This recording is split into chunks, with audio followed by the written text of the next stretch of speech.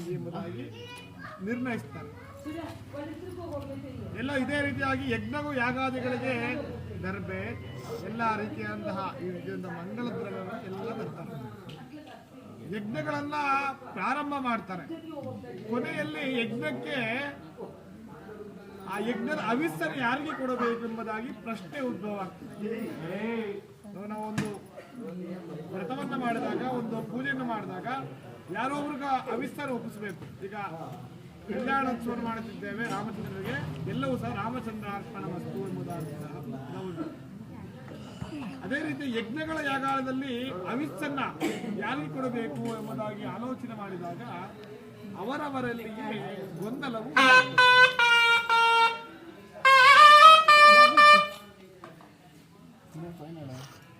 ಉಂಟಾಗ್ತದೆ. ಒಬ್ಬ ಸೃಷ್ಟಿಕರ್ತನ ಬ್ರಹ್ಮನಿಗೆ ಹವಿಸ್ಸನ್ನ ಕೊಡಬೇಕು ಎಂಬುದಾದಂತಹ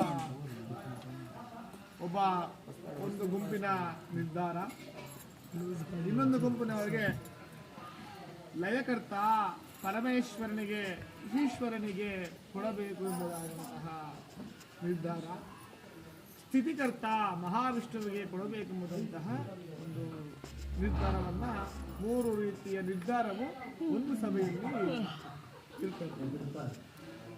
ತದನಂತರವಾಗಿ ಅಲ್ಲಿಗೆ ನಾರದ ಮಹರ್ಷಿಯು ಬರ್ತಾರೆ. ನಾರದ ಮಹರ್ಷಿ ಲೋಕ ಸಂಚಾರ, ಅವರನ್ನ ಸಪ್ತಋಷಿಗಳು ಎಲ್ಲಾ ಋಷಿಗಳು ಅವರಿಗೆ ಅರ್ಘ್ಯಪಾದ್ಯಾಚರಣೆ ಕೊಟ್ಟು ಈ ಸಂಕಟವು ನಮಗೆ ಬಂದಿದೆ, ಯಜ್ಞಗಳಲ್ಲಿ ಯಾಗಾದರೂ ಯಾರಿಗೆ ಹವಿಸ್ಸನ್ನು ಕೊಡಬೇಕು ಎಂಬುದಾದಂತಹ ಪ್ರಶ್ನೆಗೆ ಉತ್ತರವನ್ನು ನೀನೇ ಕೊಡಬೇಕು ಎಂದಾಗ ನಾರದ ಮಹರ್ಷಿ ಅಲ್ಲಿ ಆ ಸ್ಥಳದಲ್ಲಿ ಒಬ್ಬ ದೇವರ್ಷಿ ಮಹರ್ಷಿ ಎಂಬುವಂತಹ ದೇವರ್ಷಿ, ಅವರು ದೇವತೆಗಳಿಗೂ ಕೂಡ ಶಾಪವನ್ನು ಕೊಡುವಂತಹ ಶಕ್ತಿಯನ್ನು ಹೊಂದಿದ್ದಾರೆ. ಅವರು ಭೃಗು ಮಹರ್ಷಿ ಎಂಬುದಾಗಿ. ಆ ಭೃಗು ಮಹರ್ಷಿಗೆ ಒಂದು ಕೆಲಸವನ್ನು ಒಪ್ಪಿಸ್ತಾರೆ ಎಲ್ಲ ಋಷಿಗಳು. ನೋಡಪ್ಪ, ನಾವು ನಿಮಗೆ ತ್ರಿಲೋಕ ಸಂಚಾರಿ ದೇವರ್ಷಿ, ದೇವತೆಗಳು ಸಹ ನೋಡಿದ್ರೆ ಬೆದರ್ತಾರೆ, ನೀನೇ ಹೋಗಿ ಆ ತ್ರಿಮೂರ್ತಿಗಳ ಪರಮೇಶ್ವರ, ಪರಬ್ರಹ್ಮ, ಪರವಾಸುದೇವ ಮಹಾವಿಷ್ಣುವಿನ ಕೇಳಿ ಯಾರಿಗೆ ಈ ಹವಿಸ್ಸನ್ನು ಕೊಡಬೇಕು ಎಂಬುದಾಗ ಅಂತಹ ಪ್ರಶ್ನೆ ಕೇಳಿ ಅವರಿಗೆ ಕುಟ್ಬಿಟ್ ಬಾ ಎಂಬುದಾಗಿ ಕೇಳ್ತಾರೆ. ತದನಂತರವಾಗಿ ಇದೇ ರೀತಿಯಾಗಿ ಭೃಗು ಮಹರ್ಷಿಯು ಅದೇ ಪ್ರಾರ್ಥನೆಯನ್ನ ಮಾಡಿಕೊಂಡು ಮೊದಲಿಗೆ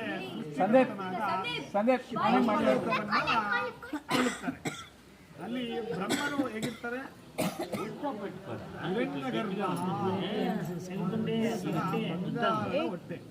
ಹೊಟ್ಟೆ ವೀಣಿಯನ್ನು ಮಾಡುತ್ತಾ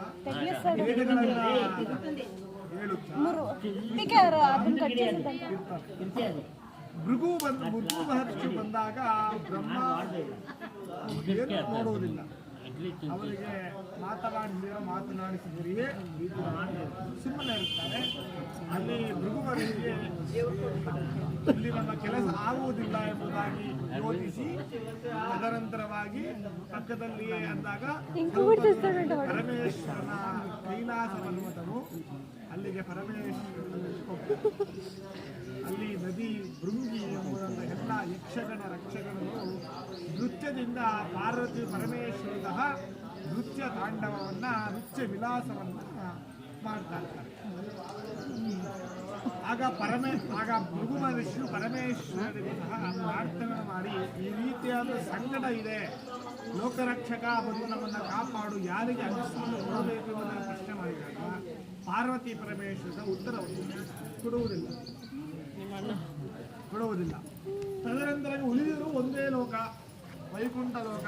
ಶ್ರೀಮನ್ನಾರಾಯಣನೂ ಅವನೇ, ರಾಮಚಂದ್ರನೂ ಅವನೇ, ಅವನೇ ನರಸಿಂಹಸ್ವಾಮಿ ಅವನೇ. ಅಲ್ಲಿ ಹೇಗೆ ಇರ್ತದೆ ಮಹಾವಿಷ್ಣು? ಶಾಂತಾಕಾರಂ ಭುಜಗಶಯನಂ ಪದ್ಮನಾಭಂ ಸುರೇಶಂ ವಿಶ್ವಾಧಾರಂ ಗಗನ ಸದೃಶಂ ಮೇಘವರ್ಣಂ ಶುಭಾಂಗಂ ಲಕ್ಷ್ಮೀಕಾಂತಂ ಕಮಲನಯನಂ ಯೋಗಿರುಧ್ಯಾನಗಮ್ಯಂ ವಂದೇ ವಿಷ್ಣುಂ ಭವಭಯಹರಂ ಸರ್ವಲೋಕೈಕನಾಥಂ. ಹಿರಿಯದಂತ ಶಾಂತಾಕಾರಂ ಭುಜಗಶಯನಂ, ನನ್ನ ಭುಜದಿಂದ ಶಯನದಿಂದ ಮಲಗಿರ್ತಾನೆ. ಭುಜಗ ಶಯನಂ ಪದ್ಮನಾಭಂ ಸುರೇಶಂ. ಪದ್ಮನಿಂದ ನಾಭೆಯಿಂದ ಬ್ರಹ್ಮವು ಪರಬ್ರಹ್ಮ ಸೃಷ್ಟಿಯಾಗಿರುತ್ತದೆ. ವಿಶ್ವಾಧಾರಂ ಗಗನ ಸದೃಶಂ ಮೇಘವರ್ಣಂ. ನೀಲಾಕಾರದಲ್ಲಿ ಆಕಾಶವು ಭೂಮಿಯು ಎಲ್ಲ ಅವನೇ ನಾರಾಯಣನಿಗೆ ನಮಸ್ಕಾರವನ್ನು ಮಾಡಿ ವೈಕುಂಠ ದ್ವಾರಕ್ಕೆ 7 ದ್ವಾರವನ್ನು ಪ್ರವೇಶಿಸಿ ದ್ವಾರಪಾಲಕರನ್ನ ಸಂದರ್ಶಿಸಿ ತದನಂತರವಾಗಿ ಮಹಾವಿಷ್ಣುವಿನ ಹತ್ತಿರ ಹೋಗ್ತಾರೆ. ಅಲ್ಲಿ ಮಹಾವಿಷ್ಣುವು ಮತ್ತು ಲಕ್ಷ್ಮೀ ಸಹ ಪಗಡೆ ಆಟ ಆಡ್ತಾರೆ. ಶಾಸ್ತ್ರ ಆಡುತ್ತಿರುವಾಗ ಭೃಗುವು ಕಮಲಾಪತಿಯೇ ಮಹಾವಿಷ್ಣುವೇ ವಾಸುದೇವ ಅಂತ ಪ್ರಾರ್ಥನೆ ಹೇಳಿ ತನ್ನ ವಾಕ್ಯವನ್ನ ಹೇಳ್ತಾರೆ. ಈ ವಾಕ್ಯವನ್ನು ಹೇಳಿದರೂ ಸಹ ಲಕ್ಷ್ಮೀನಾರಾಯಣರು ನೋಡುವುದಿಲ್ಲ. ಭೃಗು ಮಹರ್ಷಿಗೆ ಅವನೊಂದಿಗೆ ವಿರೋಧ ಉಂಟಾಗೋಸ್ಕರವಾಗಿ ಬ್ರಹ್ಮಲೋಕಕ್ಕೆ ಕೈಲಾಸಕ್ಕೆ ಹೋದೆ. ವೈಕುಂಠ ಲೋಕಕ್ಕೂ ಬಂದರೂ ಸಹ ಭಕ್ತನನ್ನ ಪ್ರಶ್ನೆಗೆ ಉತ್ತರ ಕೊಡದೆ ತಮ್ಮ ಪಾಡಿಗೆ ನಾವು ಇದ್ದಾರೆ. ಈ ರೀತಿ ಇದ್ದಾಗ ಲೋಕ ರಕ್ಷಣೆ ಯಾರು ಮಾಡ್ತಾರೆ, ಲೋಕ ಸಂರಕ್ಷಣೆ ಯಾರು ಮಾಡ್ತಾರೆ, ಲೋಕ ಕಲ್ಯಾಣವನ್ನ ಯಾರು ಮಾಡ್ತಾರೆ, ದುಷ್ಟರನ್ನು ಯಾರು ಸಂರಕ್ಷಿಸ್ತಾರೆ, ನಾಶ ಮಾಡ್ತಾರೆ ಎಂಬುದಾದಂತಹ ಅವನಿಗೆ ಕ್ರೋಧ ಉಂಟಾಗಿ ಅವನ ಬಲಗಾಲದಿಂದ ಪರಮಾತ್ಮನ ಮಹಾವಿಷ್ಣುವಿನ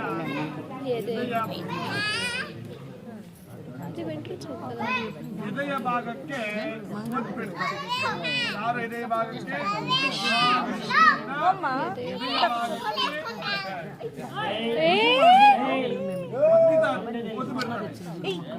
ಒತ್ತಿದ ತಕ್ಷಣವಾಗಿ ಪ್ರಪಂಚವೆಲ್ಲವೂ ಅಲ್ಲೋಲ ಕಲ್ಲೋಲಾಗಿ ಪ್ರಳಯಗಳು ಎಲ್ಲ ರೀತಿಯಂತ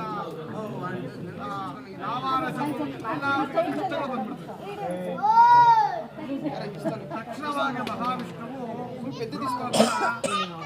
ಈಗಿನ ಕಾಲದಲ್ಲೇ ಒಬ್ಬರು ನಾನು 108 ಸಲ ಹೊಡಿತಾರೆ. ಆದರೆ ಮಹಾವಿಷ್ಣು ಮಾಡಲಿಲ್ಲ. ಓ ಭೃಗು ಮಹರ್ಷಿಯೇ, ದೇವರ್ಷಿಯೇ, ಪರಮಾತ್ಮನವನು. ಅದರ ಕೂಡ ಮಹರ್ಷಿಯನ್ನ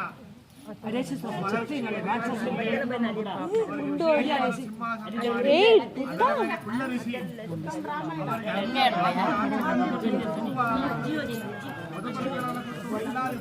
ಮಾಡಿ ಕಾಲು ನೋವಾಗಿದೆ ನಮ್ಮನ್ನು ಒತ್ತುವಂತ ಆ ಕಾಲನ್ನು ಒತ್ತುತ್ತಾ ಇರ್ತಾರೆ. ಆಗ ಮಹಾಲಕ್ಷ್ಮಿಯು ನನ್ನ ಸ್ಥಾನಕ್ಕೆ ಒದ್ದಿದರೂ ಸಹ ಅವರಿಗೆ ಶಾಪವನ್ನು ಕೊಡದೆ ಅವರಿಗೆ ಸತ್ಕಾರವನ್ನು ಮಾಡುತ್ತಿದ್ದಾರೆ ಎಂಬುದರ ಕೋಪದಿಂದ ವೈಕುಂಠವನ್ನು ಬಿಡ್ತಾರೆ. ನಾನು ಗೋಲೋಕಿಗೆ ಬರ್ತೇನೆ ಅಂತ ಬಂದ್ಬಿಡ್ತಾರೆ. ತದನಂತರವಾಗಿ ಮಹಾವಿಷ್ಣುವು ಭೃಗು ಮಹರ್ಷಿಗೆ ಉಪಚಾರವನ್ನ ಮಾಡಿ ಎಲ್ಲ ವಿಧವಾದ ಉಪಚಾರವನ್ನ ಮಾಡಿ ಭೃಗು ಮಹರ್ಷಿ ವಿಶೇಷವಾದಂತಹ ಶಕ್ತಿ ಉಂಟು.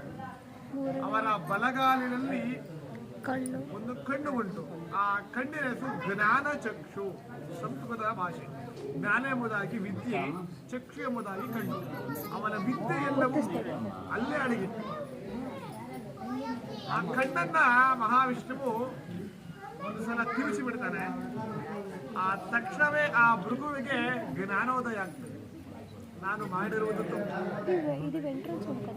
ಪರಮಾತ್ಮನಿಗೆ ನಾನು ಕಾಲನ್ನ ಒತ್ತಿದ್ದೇನೆ, ನಾನು ಮಾಡಿರುವ ತಪ್ಪು ಅಕ್ಷಮ್ಯ ಅಪರಾಧ ಎಂಬ ವಚನಗಳನ್ನು ಹೇಳಿ ದೀರ್ಘವಾದ ನಮಸ್ಕಾರವನ್ನು ಶರಣಾಗತಿಯನ್ನು ಮಾಡಿ ನನ್ನನ್ನು ಕ್ಷಮಿಸು, ನಾನು ಏನು ಮಾಡುತ್ತೇನೋ ನನ್ನನ್ನು ಕ್ಷಮಿಸು ಎಂಬುದ ವಚನವನ್ನು ಹೇಳಿ ಅವನಲ್ಲಿ ಬುದ್ಧಿಯನ್ನು ಬರ್ತದೆ. ನಿರಂತರವಾಗಿ ಭೃಗುವು ಮಹಾವಿಷ್ಣುವನ್ನ ಕುರಿತು ಹೇಳ್ತಾನೆ, ನೋಡಿ ಶ್ರೀಮನ್ನಾರಾಯಣ, ಕಲಿಯುಗದಲ್ಲಿ ಯಜ್ಞಗಳು ಯಾಗಾದಿಗಳು ಆರಂಭವಾಗಿದೆ. ಈ ಹವಿಸ್ಸನ್ನ ಮಹಾವಿಷ್ಣುವಿಗೆ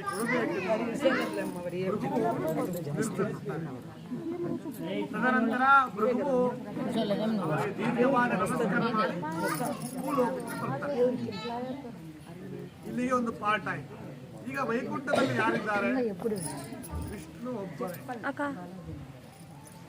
ವಿಷ್ಣು ಒಬ್ಬನೇ ಲೆಕ್ಕದವನು, ವಿಷ್ಣು ಒಬ್ಬನೇ. ನಿಮ್ಮ ಮನೆಯಲ್ಲಿ ನೀವು ಒಬ್ಬರೇ ಇದ್ದಾಗ ಗೊತ್ತಾಗ್ತದೆ ಕೆಲಸ.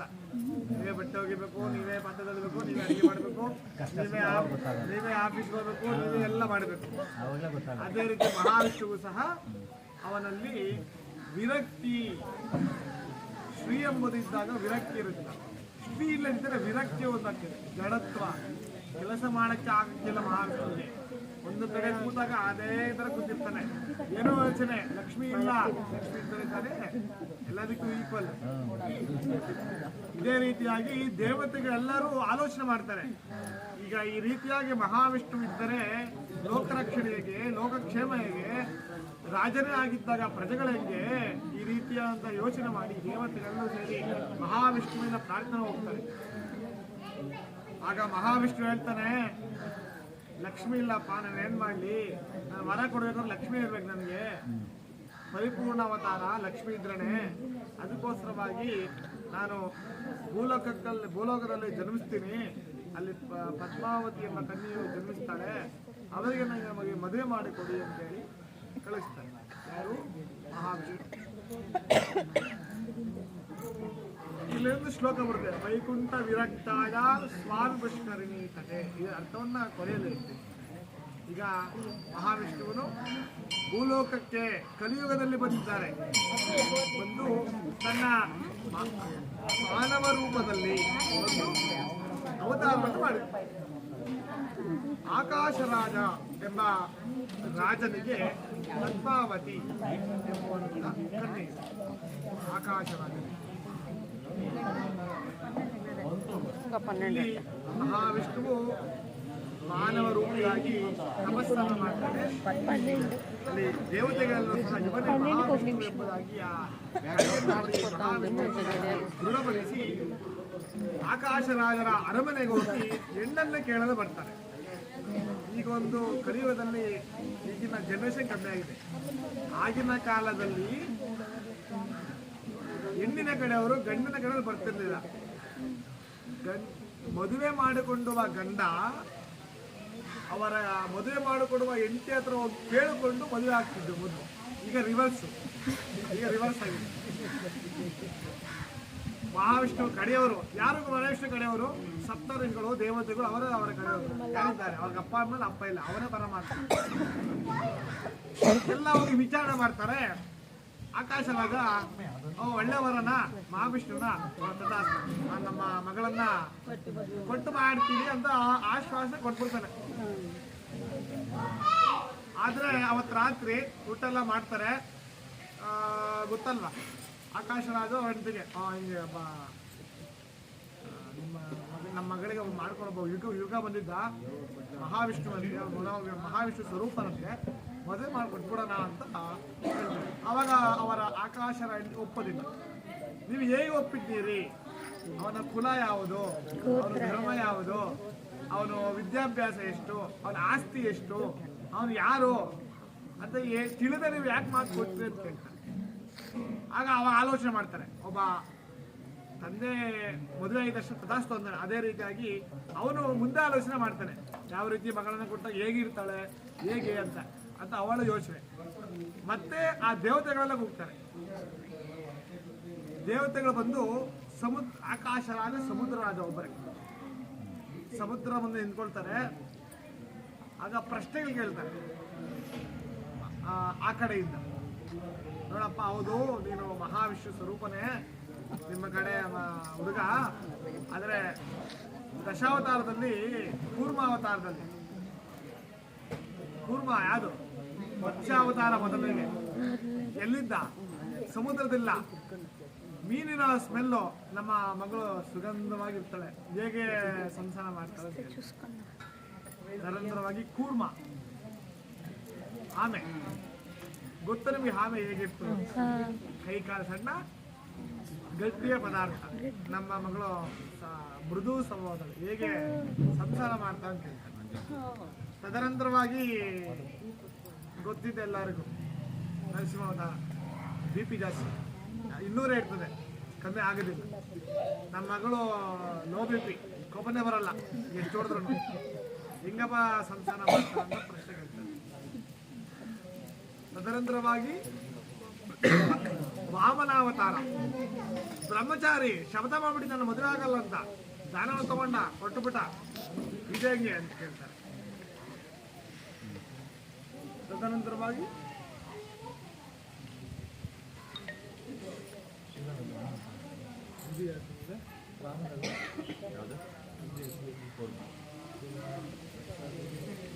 ವರಾಹ ರೂಪದಲ್ಲಿ ಗೊತ್ತು ಹಂದಿಯ ಸ್ವರೂಪ. ಅದು ಇರುವಂಥ ಜಾಗವೂ ಸಹ ಒಂದು ಗಲೀಜಾಗಿರುವಂಥ ಜಾಗದಲ್ಲೇ ಇರುವಂಥದ್ದು. ಮತ್ತು ರೋಮಗಳು, ಮೈ ತುಂಬ ರೋಮ.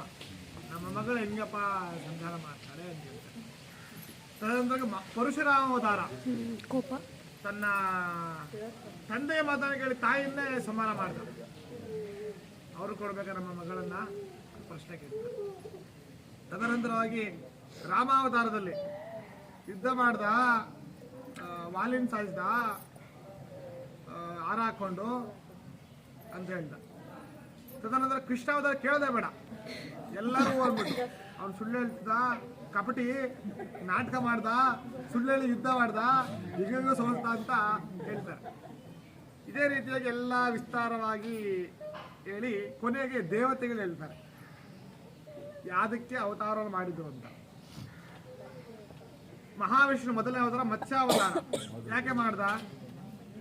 ರಾಕ್ಷಸರು ವೇದಗಳನ್ನ ಉಪನಿಷತ್ತುಗಳನ್ನ ಸಮುದ್ರ ದಡದಲ್ಲಿ ಬಚ್ಚಿಟ್ಟಾಗ ಆ ಒಳಗಡೆ ಹೋಗುವಂತಹ ಶಕ್ತಿ ಯಾರಿಗೂ ಇರಲಿಲ್ಲ. ಸೊ ಮಹಾವಿಷ್ಣು ಬಂದು ಆ ವೇದಗಳನ್ನು ಕಾಪಾಡಿದ. ನೆಕ್ಸ್ಟು ಕೂರ್ಮಾವತಾರ. ಸಮುದ್ರ ಮಂಥನ ಆಗುವಾಗ ಒಂದು ಆಧಾರ ಬೇಕಲ್ಲ, ಮಜ್ಜಿಗೆ ಬೇಕಾದ್ರೆ ಒಂದು ಆಧಾರ ಬೇಕು. ಇಲ್ಲಿ ಆಧಾರ ಇದ್ದಾಗೆ ಹೆಚ್ಚು ಕಮ್ಮಿ ಆಗ್ತದೆ. ಅದೇ ರೀತಿಯಾಗಿ ಗಟ್ಟಿಯ ಪದಾರ್ಥ ಕೂರ್ಮ ಎಂಬುದಾಗಿ ಹೇಳ್ತಾರೆ. ಅದು ಕೂರ್ಮಕ್ಕೆ ಒಂದು, ಅದಕ್ಕೆ ಈರುವ ಮಂತ್ರ ಹೇಳ್ತಾರೆ, ಕೂರ್ಮಾದಿ ದಿವ್ಯ ಲೋಕಾನ, ನಾ ಭೂಮಂಡಲವೆಲ್ಲವೂ ಸಹ ಕೂರ್ಮದ ಮೇಲೆ ನಿಂತಿದೆ ಅಂತ ಹೇಳ್ತಾರೆ. ಕೂರ್ಮ ಅವತಾರ ಆದ್ಮೇಲೆ ವಾಮನ ಅವತಾರ. ಬ್ರಹ್ಮಚಾರಿಯಪ್ಪ ಆ ಚಕ್ರವರ್ತಿಯ ಅಹಂಕಾರವನ್ನು ಎಂಬುದಾಗಿ ಅಧರ್ಮದ ಅವನು ನಾನೇ ದಾನ ಧರ್ಮ ಮಾಡುವಂತ ಎಂಬುದಾಗಿ ಅಹಂಕಾರದನ್ನ ಇಳಿಸಿದ. ತದನಂತರವಾಗಿ ವರಾಹ ರೂಪದಲ್ಲಿ ಹಿರಣ್ಯಕಶಿಪು ಸಂಹಾರವನ್ನು ಮಾಡಿದ. ಮತ್ತು ಭೂಮಿಯು ಅಜ್ಞಾನದಿಂದ ಜ್ಞಾನದ ಕಡೆಗೆ, ನೀವು ವರಾಹಸ್ವಾಮಿ ನೋಡಿದಾಗ ಇಲ್ಲಿ ಮಹಾಲಕ್ಷ್ಮಿ, ಇಲ್ಲಿ ಭೂಮಿ ಇರ್ತದೆ. ಭೂಮಿಯನ್ನ ಜ್ಞಾನದ ಕಡೆಗೆ ತೆಗೆದುಕೊಂಡು ಹೋದ.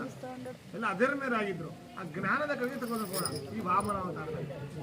ತದನಂತರವಾಗಿ ನರಸಿಂಹ ಅವತಾರದಲ್ಲಿ ವಿಶೇಷವಾಗಿ 9 ವರ್ಷದ ಬಾಲಕನಿಗಾಗಿ ವೈಕುಂಠದಿಂದ ಬಂದ. ಯಾರು? ತನ್ನ ಶತ್ರುವಾದ ಹಿರಣ್ಯಕಶಿಪು ಯಾವ ರೀತಿ ಹೇಳಿದನೋ, ನರವೂ ಅಲ್ಲ, ಇಲ್ಲಿ ಪ್ರಾಣಿನೂ ಅಲ್ಲ, ಸಂಜೆ ಅಲ್ಲ, ಬೆಳಗ್ಗೆ ಅಲ್ಲ, ಆ ರೀತಿಯಾಗಿ ಸಾಯಿಸುವ ಅಂತಕ್ಕಂಥ ಅದೇ ರೀತಿಯಾದಂಥ ಸಾಯಿಸಿ ಪ್ರಹ್ಲಾದನಿಗೆ ವರವನ್ನು ಕೊಡ್ತಾರೆ. ತದನಂತರ ರಾಮಾವತಾರದಲ್ಲಿ ರಾಮಾಯಣದಲ್ಲಿ ಬರುವಂತ ಎಲ್ಲ ಪದಗಳು ಧರ್ಮದಿಂದಲೇ ಅಂತ ಹೇಳ್ತಾರೆ. ಪಿತೃವಾಕ್ಯ ಪರಿಪಾಲನ, ಏಕವಚನ ವ್ರತ, ಧರ್ಮದಿಂದ ಯುದ್ಧವನ್ನು ಗೆದ್ದ, ರಾವಣ ಅಹಂಕಾರವನ್ನು ಹಿಡಿದ ಎಂಬುದಾಗಿ ಇನ್ನೂ ಹಲವಾರು ರೀತಿಯಂತ ಎಲ್ಲ ರೀತಿಯಂತ ಇದೆ. ಕೊನೆಗೆ ಕೃಷ್ಣನ ಅವತಾರದಲ್ಲಿ ಅವ್ರು ಹೇಳಿದ್ರ, ನವನೀತ ಚೋರ, ಕಳ್ಳ, ಕಪಟಿ, ಯುದ್ಧ ಮಾಡ್ದ, ಯಾವ್ದಕ್ಕೋಸ್ಕರ ಮಾಡ್ದ? ನಮಗೋಸ್ಕರ ಮಾಡ್ದ, ಲೋಕ ರಕ್ಷಣೆಗಾಗಿ ಮಾಡ. ಅಧರ್ಮದಿಂದಲೂ ಒಳಗಿದ, ಅದನ್ನು ಆಪದ್ಧರ್ಮ ಎಂಬುದಾದಂತಹ ಬುಕ್ಕನ್ನು ಕೊಟ್ಟ. ಅದೇ ಭಗವದ್ಗೀತೆ ಎಂಬುದಂತಹ ಒಂದು ದೊಡ್ಡ ಗ್ರಂಥ ಇದೆ. ಈ ರೀತಿಯಾಗಿ ಎಲ್ಲ ಹೇಳಿದ್ಮೇಲೆ ಅವನ ಆಸ್ತಿ, ಅವನ ವಿದ್ಯೆ ಕೇಳ್ತಾರಲ್ಲ, ಅವನ ರೂಪ ಎಲ್ಲ ಚೆನ್ನಾಗಿರ್ಬೇಕು, ಮೇಕಪ್ ಹಾಕೊಂಡು ಚೆನ್ನಾಗಿರ್ಬೇಕಂತ ಕೇಳಿದ್ರು. ಯಾರು ಗುರುಪರ ಅಂತ ಹೇಳಿದ್ರು. ಅವಾಗ ರಾಮಾವತಾರದಲ್ಲಿ ವಿವಾಹೋ ರೂಪ ಸಂಸ್ಕೃತವು ಪುಂಸ ಮೋಹನ ರೂಪಾಯ ಪುಣ್ಯ ಶ್ಲೋಕಾಯ ಮಂಗಳಂ ಅಂತ ಮಂಗಳ ಶ್ಲೋಕವು ರಾಮನ ವಿಷಯದಲ್ಲಿ ಹೇಳ್ತಾರೆ. ಪುಂಸ ಮೋಹನ, ಯಾವುದೇ ಒಂದು ಋಷಿಗಳು ನೋಡಿದ್ರು ಸಹ ರಾಮನನ್ನ ಮೋಹಕ್ಕೆ ಒಳಗಾಗ್ತೇವೆ. ಆ ಥರ ಸುಂದರನಾಗಿದ್ದ ಯಾವುದು ರಾಮಚಂದ್ರ ಪರಮಾತ್ಮ. ವಿದ್ಯಾಭ್ಯಾಸ ವೇದಾಹ ವೇದಂ ಪುರುಷಂ ಮಹಾಂತಂ ಆದಿತ್ಯವರ್ಣಂ ಪ್ರಪಂಚದಲ್ಲೂ ಎಲ್ಲ ವಿದ್ಯೆಗಳು ಸಹ ಅವನಿಂದಲೇ ಬಂದಿರುವಂಥದ್ದು. 64 ವಿದ್ಯೆಗಳಿದಲ್ವಾ, ಎಲ್ಲರೂ ಅವನಿಂದಲೇ. ಅವನಿಗೆ ವಿದ್ಯೆ ಉಂಟ, ಆಸ್ತಿ ಸಮಸ್ತ ಭೂಮಂಡಲವು ಅವನದೇ, ಸಮಸ್ತ ಭೂಮಂಡಲವು ಅವನಂತೆ ಅಂತ ಹೇಳ್ತಾರೆ. ತದನಂತರವಾಗಿ ಎಲ್ಲ ವಿಚಾರಗಳನ್ನ ನಡೆದ ಮೇಲೆ ಆಕಾಶವಾದ ಅವರ ನೆಂಟರಿಷ್ಟರಿಗೆ ಸಂತುಷ್ಟರಾಗಿ ಮಹಾವಿಷ್ಣುವಿಗೆ ದಾರ ಎಳೆದು ಕೊಡ್ತಾರೆ. ಇಲ್ಲಿ ಮಹಾವಿಷ್ಣುವು ದಶಾವತಾರದಲ್ಲಿ ಅವತಾರಗಳನ್ನು ತಾಳಿದ್ದಾನೆ. ಅದರಲ್ಲಿ ಒಂದು ವಿಜ್ಞಾಪನೆ. ಈಗ ಮತ್ಸ್ಯ ರೂಪದಲ್ಲಿ ಬಂದ, ವಾಮನ ರೂಪದಲ್ಲಿ ಬಂದ, ಪರಶುರಾಮನ ರೂಪದಲ್ಲಿ ಬಂದ.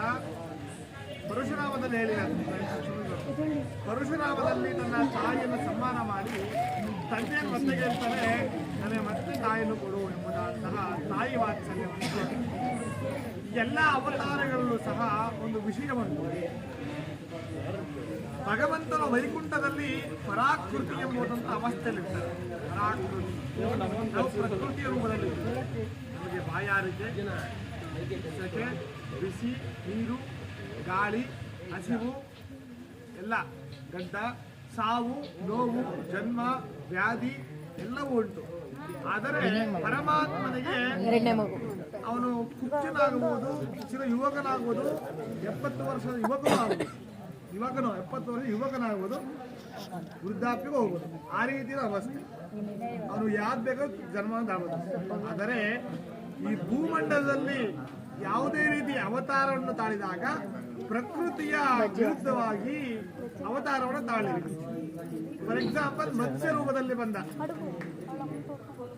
ಅವನಿಗೆ 64 ವಿದ್ಯೆಯಲ್ಲಿ ಸ್ವಿಮ್ಮಿಂಗ್ ಎನ್ನುವುದು ಸುಲಭ. ವೈಕುಂಠದಿಂದ ಒಂಟೆ ಡೈ ಹೊಡೆದು ವೈದ್ಯಗಳನ್ನು ತೆಗಿಬಹುದಾಯ್ತು. ಆದರೆ ಅವನು ಯಾಕೆ, ಅದು ಪ್ರಕೃತಿ ವಿರುದ್ಧ. ಸಮುದ್ರದಲ್ಲಿ ವಾಸಿರುವುದು, ಅದರೊಂದು ಪ್ರಾಣಿಯನ್ನು ಸೆಲೆಕ್ಟ್ ಮಾಡ್ದ, ಮೀನ ಸ್ವರೂಪದಲ್ಲಿ ತಗೊಂಡೋಗಿ ಕಾಪಾಡಿ. ತದನಂತರವಾಗಿ ಕೂರ್ಮ ಅವತಾರದಲ್ಲೂ ಅಷ್ಟೇ, ಗಟ್ಟಿಯ ಪದಾರ್ಥ ಬೇಕು. ಪ್ರಕೃತಿಯ ವಿರುದ್ಧವಾಗಿ ಯಾವುದೊಂದು ಹೋಗಲಿಲ್ಲ. ಅದಕ್ಕೋಸ್ಕರವಾಗಿ ಶ್ರೀಮನ್ನಾರಾಯಣನ ದಶಾವತಾರಗಳಲ್ಲೂ ಸಹ ಈ ಪ್ರಕೃತಿಯ ವಿರುದ್ಧವಾಗಿ ಏನು ಮಾಡಲಿಲ್ಲ ಎಂಬುದಾಗಿ ಈ ದಶಾವತಾರಗಳ ಅವತಾರಗಳು ಮಹಾವಿಷ್ಣು ಅವತಾರ. ಇಲ್ಲಿಗೆ ಮದುವೆಯನ್ನ ಮಾಡಿಕೊಡ್ತಾರೆ. ತದನಂತರವಾಗಿ ನಮಗೆ ಇನ್ನೊಂದು ಜಿಜ್ಞಾಸೆ, ಸ್ವಾಮಿ ಏಕಪ್ರತ್ಯವರ್ತ ಸಂತರಲ್ಲ, ಮತ್ತೆ ಶ್ರೀನಿವಾಸರಿಗೆ 3 ಹೆಂಡತಿ ಅಲ್ವಾ, 2 ಹೆಂಡತಿ ಅಲ್ವಾ ಎಂಬುದಾಗಿ ಜಿಜ್ಞಾಸೆ ಬರ್ತದೆ. ಅದಕ್ಕೂ ಉತ್ತರ ಉಂಟು. ಪರಮಾತ್ಮನಿಗೆ 2 ಅಲ್ಲ 3 ಜನ ಲಕ್ಷ್ಮಿಯರು ಇರ್ತಾರೆ ವೈಕುಂಠದಲ್ಲಿ. ಶ್ರೀ, ಭೂ, ನೀಲ ಎಂಬುದಾಗಿ 3 ಜನ ಮಹಾಲಕ್ಷ್ಮಿ. ಶ್ರೀದೇವಿ ಅಂದಾಗ ಪ್ರಪಂಚದಲ್ಲಿರುವ ಬಂಗಾರ ನಾಣ್ಯ ವಸ್ತುಗಳು ನನ್ನ ಅಧೀನದಲ್ಲಿದೆ ಎಂಬುದಾಗಿ ತೋರಿಸಿಕೊಳ್ಳೋದು. ಭೂ ಅಂದಾಗ ಭೂಮಂಡಲವು ನನ್ನ ಅಧೀನದಲ್ಲಿದೆ ಎಂಬುದಾಗಿ ತೋರಿಸಿಕೊಳ್ಳೋದು. ನೀಲಾದೇವಿ ಎಂಬುದಂತಹ ಅಂಶವಿದೆ. ಆ ನೀಲಾದೇವಿಯನ್ನು ಪ್ರಪಂಚದಲ್ಲಿರುವ ವಾಯು, ಅನಿಲ, ಮೆಟಲ್ ಅಂತೀವಲ್ವಾ ವಸ್ತುಗಳು ನನ್ನ ಅಧೀನದಲ್ಲಿದೆ ಎಂಬುದನ್ನು ನೋಡಿಸಿಕೊಳ್ಳೋದು. ಈ ರೀತಿಯಾಗಿ ಶ್ರೀ ಭೂ ನೀಲ ಸಮೇತ ಲಕ್ಷ್ಮೀನಾರಾಯಣ ಸ್ವಾಮಿ ಅಂತ ನಾವು ಪ್ರತಿ ವರ್ಷ ಸಂಕಲ್ಪವನ್ನು ಮಾಡ್ತೇವೆ. ಶ್ರೀ ಎಂಬುದಾಗ ಗೊತ್ತು, ತಿರುಚಾನೂರಲ್ಲಿರುವಂತಹ ಮಹಾಲಕ್ಷ್ಮಿ ಶ್ರೀ ಸ್ವರೂಪ. ಭೂದೇವಿ ಸಾಕ್ಷಾತ್ ಭೂಮಿಯಲ್ಲಿ ಸಿಕ್ಕಂತಹ ಸೀತಾ ಮಹಾಲಕ್ಷ್ಮಿ. ಮತ್ತು ವಿಶೇಷವಾಗಿ ವಾರ ನಂತರ ಧನುರ್ಮಾಸ ಎಂಬ ಋತುವು ಪ್ರಾರಂಭ ಆಗ್ತದೆ. ನೀಲಾದೇವಿ ಅಥವಾ ಗೋದಾದೇವಿ ಎಂಬುದಂತಹ ನಾಮಗಳನ್ನು ಕೊಂಡಾಡ್ತಾರೆ. ಶ್ರೀ ಭೂ ನೀಲಾದೇವಿ ಲಕ್ಷ್ಮೀನಾರಾಯಣ. ನಾರಾಯಣರಿಗೆ ಒಬ್ಬರೇ, ಪರಮೇಶ್ವರಿಗೆ ಪಾರ್ವತಿ ಒಬ್ಬರೇ, ಬ್ರಹ್ಮನಿಗೆ ಸರಸ್ವತಿ ಒಬ್ಬರೇ. ನಾವು ಕರೆಯುವಂತ ಹೆಸರು ಬೇರೆ, ಒಬ್ಬರೇ ಬಾಣ ಅಷ್ಟೇ. ರಾಮಚಂದ್ರ ಈ ರೀತಿಯಾದಂತಹ ಈ ರೀತಿಯಾಗಿ ಕಲ್ಯಾಣೋತ್ಸವದಲ್ಲಿ ವಿಶೇಷವಾದಂಥ ಕಲ್ಯಾಣೋತ್ಸವ ಒಂದು ವಿಶೇಷವಾಗಿ ಕಾಮ್ಯೋತ್ಸವವಾಗಿ ಕಲ್ಯಾಣೋತ್ಸವವಾಗಿ ಅಂದಾಗ ದೇವರ ಮದುವೆ ಎಂಬುದು ತಪ್ಪು. ದೇವರ ಮದುವೆ ಅನ್ನಬಾರದು. ನಿಮಗೆ ಮಾಡಿದಾಗ ನಿಮ್ಮ ಮದುವೆ ವಿವಾಹ, ಆದರೆ ದೇವರ ಮದುವೆ ಅನ್ನೋದು ರಾಂಗ್ ವರ್ಡ್ ಅಂತ ಹೇಳಿ. ಕಲ್ಯಾಣ ಉತ್ಸವ, ಕಲ್ಯಾಣ ಎಂಬುದಾದಂತಹ ಅಭಿವೃದ್ಧಿ, ನಿಮಗೆ ನಿಮ್ಮ ಮನಸ್ಸಿಲ್ಲದ ಕಾಮನೆಗಳು ನಮಗೆ ಒಳ್ಳೆಯದಾಗಲಿ, ಎಲ್ಲರಿಗೂ ಆರೋಗ್ಯವನ್ನು ಕೊಡಲಿ ಎಂಬ ಹರಕೆ ಮಾಡಿಕೊಂಡು ಮಾಡುವಂಥದ್ದೇ ಕಾಮ್ಯೋತ್ಸವ. ಮತ್ತು ಕಲ್ಯಾಣೋತ್ಸವಕ್ಕೆ ಇವತ್ತು ಮಾಡಬೇಕು, ನಾಳೆ ಮಾಡಬೇಕು, ನಾಳಿದ್ದು ಮಾಡಬೇಕು ಅಂತೇಳಿ ಯಾವ ಸಂದರ್ಭದಲ್ಲಾದರೂ ಸಹ ಕಲ್ಯಾಣೋತ್ಸವವನ್ನು ಮಾಡ್ತಾ ಇರಬೇಕು. ಮತ್ತು ಪರಮಾತ್ಮನಿಗೆ ಆ ಆಂಜನೇಯಗೆ ವಿಶೇಷವಾದಂತಹ ಪ್ರಿಯಕರವಾದಂತಹ ಉತ್ಸವ ಈ ಸೀತಾರಾಮ ಕಲ್ಯಾಣ ಉತ್ಸವ ಕರೀತೇವೆ. ಈ ರೀತಿಯಾಗಿ ಕಲ್ಯಾಣೋತ್ಸವ ಶ್ರೀ ವೈಕುಂಠ ವಿರಂಕಾಯ ಸ್ವಾಮಿಷ್ಕರಣಿ ನಡೆ ರಮಣಾರಮನಾದ ವೆಂಕಟೇಶಾಯ ಮಂಗಳಂ. ಶ್ರೀ ವೈಕುಂಠದಿಂದ ವಿರಕ್ತನಾಗಿ ಸ್ವಾಮಿಷ್ಕರಣಿ ನಡೆ, ತಿರುಮಲ ಬೆಟ್ಟದ ಮೇಲೆ ಪುಷ್ಕರಣಿ ತಟದಲ್ಲಿಯೇ ಮಹಾವಿಷ್ಣುವು ನಮಗೆಲ್ಲರಿಗೂ ಮಂಗಳವಾಗಲಿ ಅಂತ ಅಲ್ಲಿ ನೆಲೆಸಿದ್ದಾರೆ. ಈ ರೀತಿಯಾದ ಕಲ್ಯಾಣ ಉತ್ಸವ, ದೇವರಿಗೆ ಮದುವೆ, ಕಲ್ಯಾಣ ಉತ್ಸವ. ಈಗ ಎಲ್ಲ ಪೂಜೆಯಾಗಿದೆ. ದೇವರಿಗೆ ಕಂಕಣಧಾರಣೆ, ಯಜ್ಞೋಪಧಾರಣೆ, ಶಿರೋಭೂಷಣ ಧಾರಣೆ ಮತ್ತು ತದನಂತರವಾಗಿ ಮಧುಪರ್ಕ, ಅನ್ನದರ್ಶನ, ತದನಂತರವಾಗಿ ಕನ್ಯಾದಾನ ಮಾಡಿದ ತಕ್ಷಣ ಆಚಾರ್ಯರು ಹೋಮ ಮಾಡ್ತಾರೆ. ತದನಂತರವಾಗಿ ಮಾಂಗಲ್ಯ ಧಾರಣೆ, ಅಕ್ಷರ ರೋಪಣೆ, ತದನಂತರವಾಗಿ ತೀರ್ಥ ಪ್ರಸಾದ ವಿನಿಯೋಗ. ಈಗ ದೇವರ